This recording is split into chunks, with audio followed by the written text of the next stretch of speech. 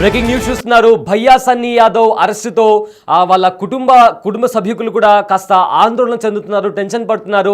అయితే ఇదే నేపథ్యంలో బిగ్ టీవీతో ఎక్స్క్లూజివ్గా భయ్యా సన్నీ యాదవ్ తండ్రి కూడా మాట్లాడారు. తన కొడుకు ఎక్కడున్నాడో తెలియట్లేదని కూడా ఆయన చెప్పారు. నా కొడుకుని ఎక్కడికి తీసుకెళ్లారో ఇప్పటి వరకు కూడా ఎవరు చెప్పడం లేదు. బైక్ రైడింగ్ కోసం మాత్రమే పాకిస్తాన్కి వెళ్ళాడు. పాకిస్తాన్తో కానీ ఉగ్రవాదులతో కానీ ఆ సన్నీకి ఎలాంటి సంబంధాలు లేవు. నా కొడుకు పైన లేనిపోని ఆరోపణలు చేస్తున్నారు అంటూ కూడా రవి, ఎవరైతే భయ్యా సన్నీ యాదవ్ తండ్రి రవి, ఆయన బిగ్ టీవీతో ఎక్స్క్లూజివ్గా మాట్లాడారు. అదేవిధంగా సన్నీ అరెస్ట్ పైన కూడా కోర్టుకు వెళ్తామని కూడా ఆయన చెప్పుకొచ్చారు. అయితే ఇదే అంశానికి సంబంధించిన పూర్తి డీటెయిల్స్ మా ప్రతినిధి రమేష్ అందిస్తారు.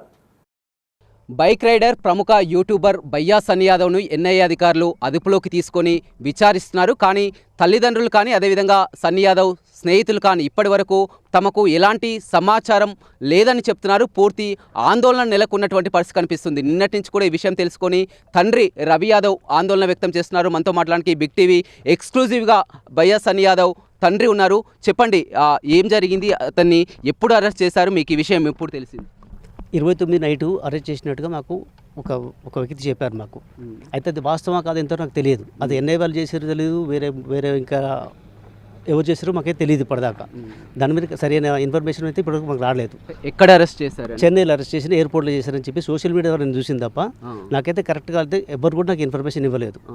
వారం రోజుల క్రితం కూడా ఎస్బీ అధికారులు, స్పెషల్ బ్రాంచ్ అధికారులు అంతా కూడా మీ నివాసానికి రావడం జరిగింది, తనిఖీలు చేయడం జరిగింది. మిమ్మల్ని అంతా కూడా ఆరా తీసి వివరించి అడిగినటువంటి వాళ్ళు వచ్చారు, మొత్తం వారికి కావాల్సిన మొత్తం వివరాలు మొత్తం ఇచ్చారు, వివరాలు సేకరించారు, వాళ్ళు తీసుకుని వెళ్ళిపోయారు వాళ్ళు.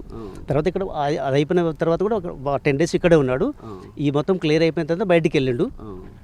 అంటే అతను పూర్తిగా పాకిస్తాన్లో 2 నెలల పాటు పాకిస్తాన్లో అక్కడ ఉండడం జరిగింది. అక్కడ కరాచీ, లాహోర్ వివిధ ప్రాంతాలు కూడా పర్యటించి పూర్తిగా ఆ వీడియోలన్నీ పోస్ట్ చేయడం వల్లనే ఇప్పుడు అతన్ని అదుపులోకి తీసుకున్నారని కూడా తెలుస్తుంది.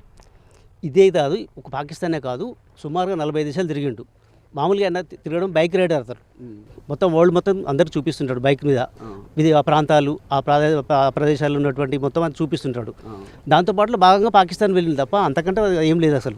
దాంట్లో మ్యాటర్ లేదు. అనవసరంగా సోషల్ మీడియాలో ఇష్టం వచ్చిన వార్తలు రాస్తున్నారు. అసలు ఆ పాకిస్తాన్ సంబంధాలని, ఉగ్రవాదం అని చెప్పి చాలా రాస్తున్నారు. అసలు అది కరెక్ట్ కాదు. అసలు కరెక్ట్ తెలుసుకొని రాయాలి తప్ప ఇష్టం వచ్చిన రాయొద్దుగా. అంటే గతంలో తిరగడం వేలు, బైక్ పై వేలు, ఎందుకంటే ఇది ఒక సున్నితమైనటువంటి అంశం. ఎప్పుడైతే ఏప్రిల్ 22న పహల్గామా దాడి జరిగినప్పుడు కూడా అతను పాకిస్తాన్లో ఉన్నటువంటి పరిస్థితి. ఏప్రిల్ 29న అతను ఇండియాకి రావడం జరిగింది. వచ్చిన తర్వాత ఇదంతా కూడా జరుగుతున్నటువంటి అంశాన్ని, ఎందుకంటే మనం జ్యోతి మల్హోత్రా కేసు చూసాం, కొంతమంది 18 మందిని అరెస్ట్ చేసినటువంటి విషయాన్ని చూసాం. అక్కడ అతని కదలికలు పూర్తిగా అన్నీ గమనిస్తూ ఉన్నారు. ఏమైనా సంబంధాలు ఉన్నాయనే కోణంలో కూడా విచారణ జరుగుతుంది. ఏం చెప్తారు ఒక తండ్రిగా? అసలు జరిగింది ఇప్పుడు మనకు ఉగ్రవాదం జరిగింది ఏప్రిల్లో జరిగింది. దీనికంటే ముందు ఫిబ్రవరిలో వెళ్ళాడు అతను. ఫిబ్రవరిలో వెళ్ళి వచ్చిన తర్వాతనే జరిగింది అది.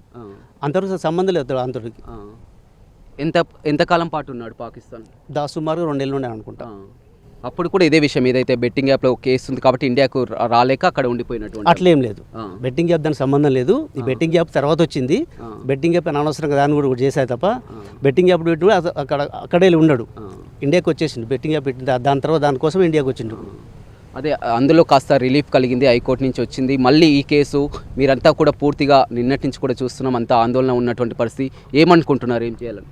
మాకు ఆందోళన ఉంటుంది కదా. అసలు తీసుకుపోయేది ఎన్ఐఏ వల్ల లేకపోతే వేరే వల్ల ఎవరో వచ్చి మాకు కన్ఫ్యూజన్ మాకు ఉంది కదా.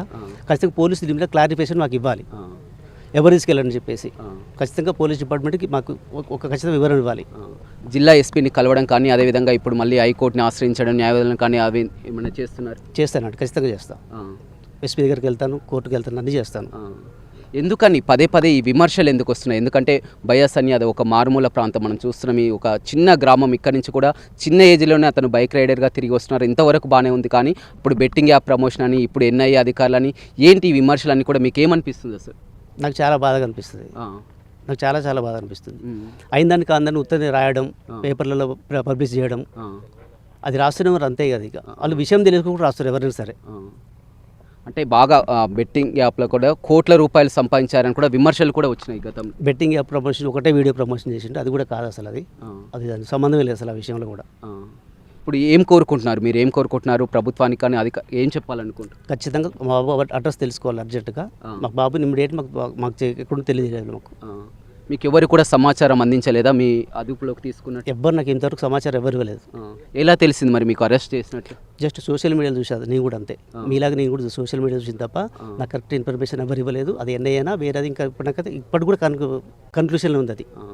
అంటే చెన్నైలో ఉన్నప్పుడు కానీ మీతో ఫోన్ మాట్లాడినట్టు అరెస్ట్ అయినప్పుడు ఎప్పుడు మాట్లాడు చివరిసారిగా? నాకు చివరిసారిగా 3 days బ్యాక్ మాట్లాడండి ఫోన్. అరెస్ట్ కావడానికి 3 days ముందు? 3 days ముందు మాట్లాడు, అంతేగాని తర్వాత మాట్లాడిపోను. ఇంటికి వచ్చి సోదాలు జరిగిన ఆ విషయం అన్నీ కూడా తెలిసే కదా తనకి?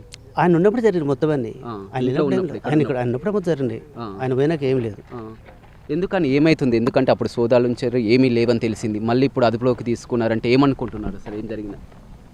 ఏం లేదండి, నథింగ్ అండి. అంటే రకరకాలుగా, ఎందుకంటే అక్కడ పాకిస్తాన్ ఐఎస్ఏ తోటి వారికి ఏమన్నా సంబంధాలు ఉన్నాయా, గూఢచారి వ్యవస్థ అనే కోణంలో వివిధ న్యూస్ కూడా చూస్తున్నటువంటి పరిస్థితి. ఏం చెప్తావు మీ అబ్బాయి గురించి?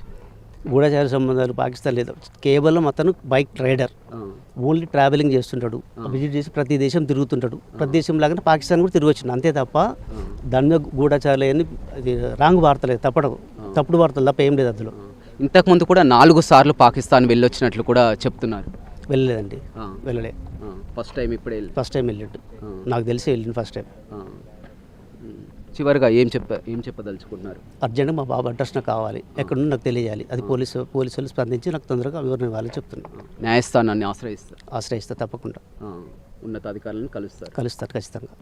చూడొచ్చు, పూర్తిగా ఆ ఆందోళన నెలకొన్నటువంటి పరిస్థితి కనిపిస్తుంది. ఈ విషయంపై వారం రోజుల క్రితం ఎస్బీ అధికారులు కూడా ఇక్కడికి వచ్చి సోదాలు జరిపించారు. స్వయంగా తన కుమారుని, అదేవిధంగా తనను కూడా ప్రశ్నించినటువంటి విషయం తెలుసు. అతను మొత్తం ఇంటర్నేషనల్ బైక్ రైడర్ కాబట్టి దేశ విదేశాలు గతంలో ఎన్నో సంవత్సరాలుగా తిరిగి వస్తున్నారు. అందులోనే భాగంగా కూడా పాకిస్తాన్కి వెళ్ళారు తప్ప కొత్తగా ఏం లేదు. అదేవిధంగా పాకిస్తాన్కి వెళ్ళింది కూడా ఇదే మొదటిసారి అని చెప్తున్నారు. తన కుమారుని అరెస్టు చేసినటువంటి విషయం కూడా తమకు ధృవీకరించలేదు, ఇంతవరకు ధృవీకరించలేదు. తన కుమారుని ఎక్కడికి తీసుకెళ్లారు, ఎవరు అరెస్ట్ చేశారు చెప్పాలంటున్నారు. దీనిపై న్యాయస్థానాన్ని కూడా ఆశ్రయిస్తానని భయ్యా సన్నీ యాదవ్ తండ్రి రవి యాదవ్ చెప్తున్నారు.